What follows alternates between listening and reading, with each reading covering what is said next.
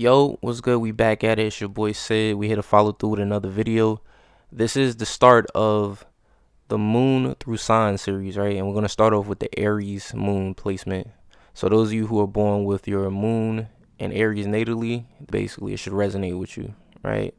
So a couple things that the moon can show is it can show how you deal with your emotions and your feelings, right? On an internal level, right?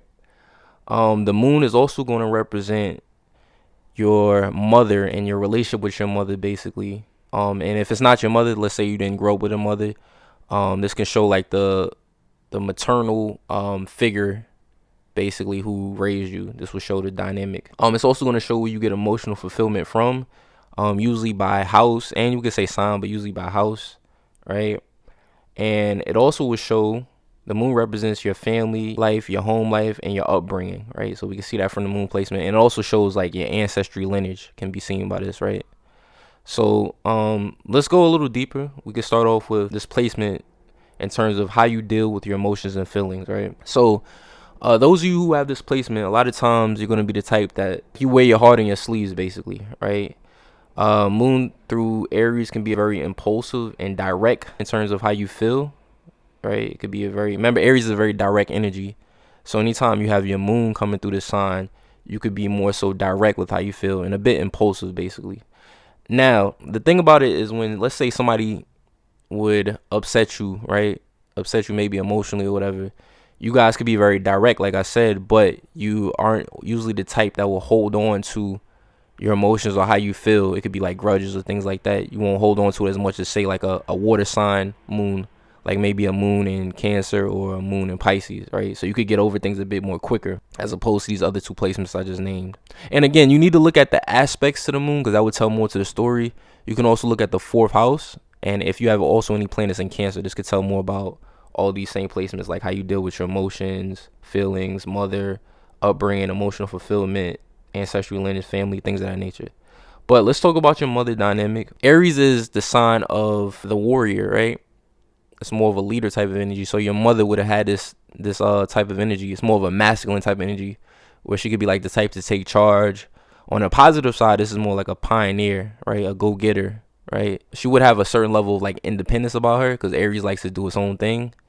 So she could be a bit independent, right? More of a leader type of quality that she would be predisposed to, basically. And you would have seen this from your mother. Again, look at aspects as this tells more, but this is just some things. You can look in terms of where you get emotional fulfillment from. And even if you also want to see where your mother's energy was focused at, look into the house that the moon is deposited into, and that would tell you. I did a video on houses, which I'll link to this video, and it will tell more, right? You know, you can look at that video. But just in general, you get emotional fulfillment through, again, similar to your mother, being kind of a leader, being more of the head, basically. Aries rules over the head in astrology, right? And then you look in the house and it's going to tell more where you would get emotional fulfillment from. So if we were going to talk about your family life and in your upbringing, Aries is the constellation of warfare. It's ruled by Mars. Mars is the god of war, right? So a lot of times this can show you actually moving also more independently with your family or within your home, and it could be because you might have had like quarrels, conflicts, things of that nature. So you know, that's one thing that to keep in mind, basically. Aries can be a selfish energy, so you may find that family members or your mother can be like this, but in return, this helps you be more independent, you know what I mean, and hone into your own leadership qualities. You know, if we want to look at the positive aspect of this placement and in your upbringing and growing up. Again, look at, you know, any planets or the sign that's on the cusp of the fourth house. And also you can look to see if you got any planets in Cancer, and this tells more to the story. And the aspects made to that moon, you know what I mean, will tell about this as well. Yeah, but I would say, yeah, just your family moves a bit more independently, you know what I mean, in terms of the relationship, right? So just be mindful of that.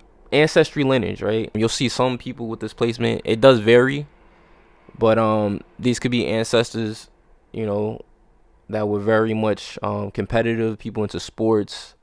You'll see people that's into like military, butchers, surgeons, excuse me. You'll see people who are bosses, again, leaders. You know what I mean? This would be under this type of energy. So yeah, that's just a couple things. This video I'm gonna keep real short, real simple. But this is the moon in Aries placement, you know what I mean? And I'm going to keep following through. We got more videos coming soon. All right, y'all, peace.